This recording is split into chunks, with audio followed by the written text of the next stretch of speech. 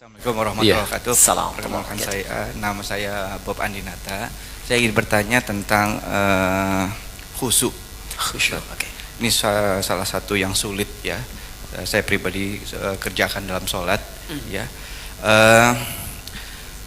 Kebetulan saya profesinya dokter bedah. Jadi banyak masalah-masalah pasien yang saya pikirkan dan itu terbawa dalam sholat. Ya. Sehingga dalam sholat sulit sekali sampai mungkin lupa rakaat gitu Ustaz. Ya. Nah seandainya begitu mungkin ada kiat-kiat apa yang Ustaz bisa berikan bagaimana saya bisa khusyuk dalam sholat. Mungkin tadi ceramah Ustaz juga bahwa kita harus memahami bacaan, memahami, tapi saya udah mencoba untuk menghafal apa segala, tapi mungkin sulit bagi saya untuk menghafal bacaan-bacaan Al-Quran tersebut. Yang kedua, jika saya lupa ini rakaat itu bagaimana ya sujud sahwi ya Ustaz ya, ya. Bagaimana tata caranya seandainya kita lupa tentang rakaat tersebut. Dan yang terakhir mengenai pertanyaan yang terakhir tadi mengenai pakaian yang didapat yang haram, ya itu seandainya saya mendapatkan sesuatu yang haram, apa yang harus saya kerjakan? Apakah saya harus buang pakaian tersebut? Apakah saya harus berikan apa gimana? Begitu ya. Terima kasih. Assalamualaikum warahmatullahi wabarakatuh. Waalaikumsalam warahmatullahi wabarakatuh. Baik, pertanyaan dari Dr. Bob tentang persoalan khusyuk dalam sholat. Memang khusyuk itu masalah yang luas, universal, tidak tersekat ke dalam profesi dokter bedah saja. Tukang kredit ketika sholat bisa ingat kreditnya, yang mau arisan bisa ingat tuh ya, ini giliran siapa menangnya. Semua. Karena itu di hadis Nabi menyebutkan umum ada dua penyebab orang tidak khusyuk. Pertama, faktor setan. Ada setan khusus menggoda orang sholat, namanya khanzab. Ada yang menyebut khinzib. Setan tuh banyak jenisnya. Nanti mungkin bagus juga kalau kita belajar fikih setan ya, supaya tahu cara menghindarinya. Dengan ya, kita nanti belajar jenis-jenis setan. Ada setan di rumah tangga ya, ada di Quran surah kedua ayat 102 namanya dasim. Ada setan di pasar, itu yang kalau ke mall pulang-pulang masih inget tas belum dibeli. Ada banyak ya, ada setan di tempat-tempat musik, ada banyak macam-macam ya. Nah ini kembali ke setan yang goda orang sholat, nanti saya sampai ke jawabannya.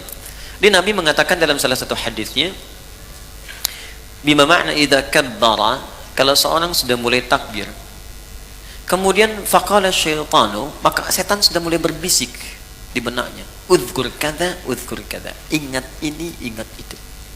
Itu ke semua. Kalau kita belum takbir, itu biasa Pak, gak akan ingat tentang bedah, tentang pasien, tentang macam-macam. Tapi ketika Anda mulai takbir, Allahu Akbar, mulai ingat gunting tadi letaknya di mana, ini ada yang belum dibedah, ini ada yang muncul semua. Berarti normal, karena setannya betul menggoda ya, datang tuh.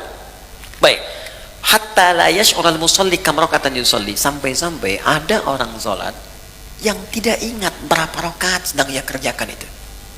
Berarti benar kan hadis Nabi-nya? Dan kita semua umumnya hampir mengalami itu. Maka apa solusinya? Maka yang pertama, sebelum sholat diminta kita untuk berlindung kepada Allah, berniat dengan benar. Innamal a'malu binniyat, semua amal bergantung pada niatnya. Maka kalau kita khawatir waswas, fasta'idz billah, minta perlindungan kepada Allah dari godaan setan. Boleh ta'awudz, a'udzubillahi minasyaitonir rajim. Ada yang baca An-Nas ya, qul a'udzu birabbin nas, minta kepada Allah perlindungan. Itu boleh dilakukan. Ini bagian pertama. Dan ulama di sini nggak ada persoalan memohon kepada Allah perlindungan sebelum sholat, karena sholat dibuka dengan takbir secara bacaan, kemudian ditanamkan dengan niat. Yang kedua, ini yang paling penting, Quran surah ke 2 Al-Baqarah ayat 45 sampai 46. Sebelum sholat dibuat persiapan yang matang untuk sholat. Ya, kata Allah di ayat 46-nya, alladzina yadhunnuna annahum mulaqu rabbihim wa annahum ilaihi raji'un. Di ayat 45, khusyuk itu nggak mudah. Wa innaha lakabiratun. Salat itu nggak mudah, illa 'alal khasyin, kecuali bagi orang khusyuk. Siapa orang khusyuk ini? Ternyata khusyuk dimulai sebelum salat, bukan saat sedang salat. Jadi ada tahapan khusyuk dimulai sebelum salat. Apa persiapannya? Tadi, yadhunnuna annahum mulaqu rabbihim. Satu, orang khusyuk itu orang yang merasakan dalam jiwanya akan menghadap kepada Allah. Karena itu ketika akan menghadap kepada Allah, kata Allah, kenakan pakaian yang bagus. Kamu dapat undangan dari orang lain, pakaian bagus. Dapat undangan dari sang pencipta, kenapa pakaian biasa-biasa? Makanya pakaian itu cenderung juga mengondisikan kita untuk bisa nyaman dalam sholat. Silahkan cek, pakai kaos oblong ya dengan pakai baju koko sama-sama sah menutup aurat, tapi rasanya lain kan? Ya kan? Oke, kemudian yang paling menarik di ujungnya, wa annahum ilaihi raji'un. Tenang sebentar. Kalau Anda mendengar kalimat raji'un, raji'un, raji'un, apa yang terbayang? Inna lillahi wa inna ilaihi raji'un. Nah, dalam sholat itu ketika akan sholat, kalau ingin khusyuk kata Allah, rasakan mungkin ini sholat terakhir yang Anda kerjakan dalam hidup. Mungkin wafat dalam sujud. Apa yang Anda pikirkan membedah orang kalau Anda wafat sekarang? Apa yang Anda pikirkan tentang gunting, tentang segalanya, tentang selang, tentang infus? Kalau Anda wafat sekarang, apa yang mau Anda kerjakan kata Allah? Percuma pikirkan semuanya. Maka Nabi sering katakan sebelum sholat, sallu sholatan muwadda'. Sholatlah engkau seakan-akan sholat ini jadi perpisahan dalam hidupmu.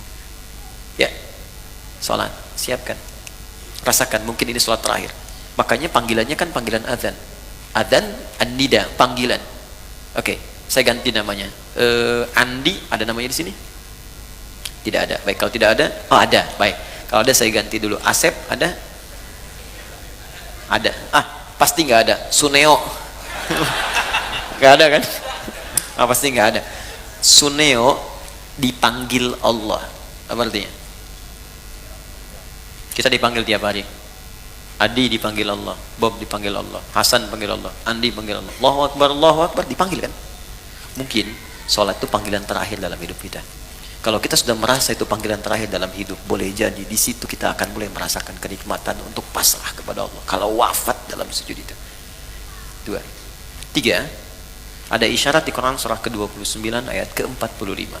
Utslu ma uhiya ilaika minal kitab. Sebelum sholat baca dulu, pahami dulu, rasakan dulu semua makna bacaan dan gerakan dalam sholat. Wa aqimis sholah, baru tunaikan sholat dengan sempurna.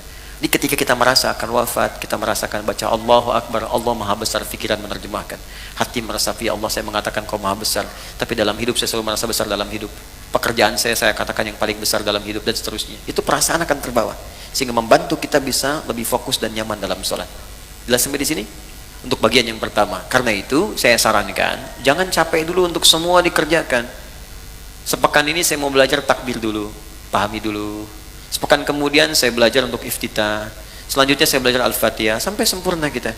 Bahkan ada ulama yang mengatakan ingat sholat saja sudah bagian dari khusyuk. Wah, ini 5 menit lagi adzan zuhur nih. Sudah ingat tuh, itu bagian dari khusyuk. Oke? Baik. Kemudian yang selanjutnya saya lompat ke bagian terakhir. Yang haram ketika hadir dalam jiwa kita atau kehidupan kita, bagaimana solusinya? Kalau dari pakaian dan sebagainya, ada sebagian yang ekstrem mengatakan buang, ada yang mengatakan bakar. Tapi kalau ada dari manfaat-manfaat bisa digunakan secara sosial, maka jumhur ulama lebih menyarankan arahkan kepada kepentingan sosial. Misal ada harta haram berupa uang misalnya kan didapatkan, kita tahu ini haram.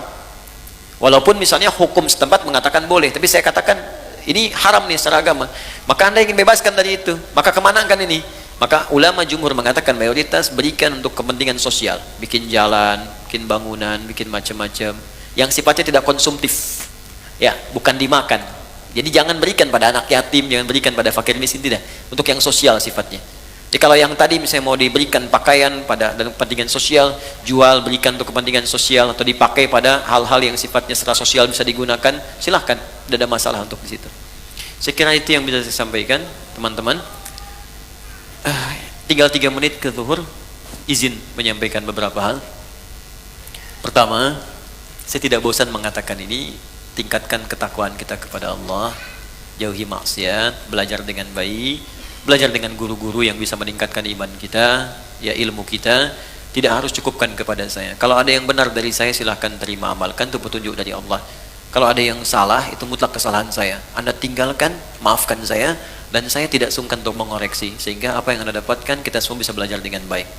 Kemudian yang kedua, insya Allah Anda boleh catat tanggalnya, tanggal 18 Rabiul Akhir 1441 Hijrah bertepatan dengan 15 Desember. Saya ulang ya, 15 Desember, hari Ahad depan, ya, depan 2019, tempatnya di Islamic Center di Koja, Jakarta Utara. Kita akan ada momen sangat besar. Ini hanya setahun sekali.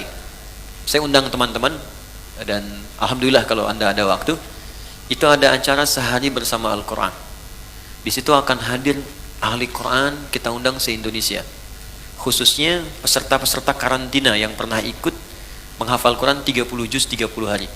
Nanti di situ ada orang yang hafal Quran 15 hari, 22 hari, 24 hari, dan kami akan ajarkan di situ cara menghafal Quran di tempat tanpa batas 30 hari 30 juz. Biasanya karantina, kita ajarkan metode yang bisa digunakan di rumah, ya, di tempat-tempat khusus lain. Kita akan ajarkan di situ. Insya Allah akan hadir juga para ulama-ulama dari luar, dubes-dubes dari negara tetangga juga, negara sahabat, ada tokoh-tokoh yang lain, ahli Quran akan datang. Kemudian, ini yang menarik, nanti ada wisuda untuk para penghafal Quran, yang mereka pun akan memakaikan mahkota kepada kedua orang tuanya, ya, dari anak kecil sampai nanti ada ibu yang hafal Quran 78 hari dari Jambi. Itu takut naik pesawat, makanya pakai bis ke Lampung. Ternyata di Lampung yang daftar cuma 2 orang, akhirnya ke Bekasi, dan suaminya mengatakan kalau belum hafal jangan pulang dulu, ya, sampai hafal selesai. Khusus untuk ibu itu nanti yang pakaikan mahkotanya suaminya, insya Allah. Nah, dan nanti biasa temu dengan ahli-ahli Quran, keluarganya bagaimana. Ada anak kecil, saya belum buka sampai sekarang. Saya nggak mau anak itu diekspos terlalu jauh sehingga kehilangan Qurannya. Ini anak, Bu, ini hebat bimbingan ibunya. Kita sekarang matangkan di Bekasi, dia ikut kelas dengan saya. Itu dia hafal Quran dengan nomornya, posisinya, temanya, ya, sampai juga automatically Quran tak gitu, cepat sekali. Nanti saya tampilkan, saya kenalkan waktu tanggal 15 Desember nanti. Jamnya dari jam 8 pagi sampai menjelang zuhur setengah 12. Jadi untuk sesi ta'limnya yang saya sampaikan jam 8 sampai kira jam 9 setengah 10. Jam 10-nya masuk nanti sesi untuk ada taklim, wisuda, ada juga nanti ulama-ulama yang lain untuk hadir. Itu. Kemudian yang terakhir, saya mesti minta maaf karena ada penyesuaian jadwal untuk tahun depan. Sekali lagi saya mohon maaf sebesar-besarnya. Tahun depan itu ada penyesuaian sehingga kesibukannya agak bertambah. Mungkin ini adalah pertemuan kita yang terakhir di tahun ini. Jadi saya mohon maaf sebesar-besarnya. Kita bertemu lagi tahun depan, ya. Tahun ini tahun terakhir, ya, cuma nanti kita sesuaikan. Ini kan terakhir kan tahun ini, ya kan, bulan depan kan tahun baru kan. Baik, jadi nanti insya Allah tahun depan kita dudukan lagi. Mudah-mudahan waktunya kita bisa sesuaikan. Saya kira itu saja teman-teman. Kita doakan guru-guru kita, saudara-saudari kita, dan semoga semuanya mendapatkan hidayah Allah Subhanahu wa taala. Kita akhiri dengan doa kifaratul majlis. Saya salat zuhur di sini nanti karena waktunya sudah tiba, dan mohon izin langsung pamit.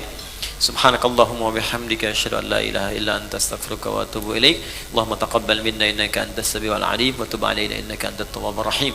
Rabbana atina fid dunya hasanah fil akhirati hasanah wa qina adzabannar wa akhiru da'wana alhamdulillahi rabbil alamin. Assalamualaikum warahmatullahi wabarakatuh.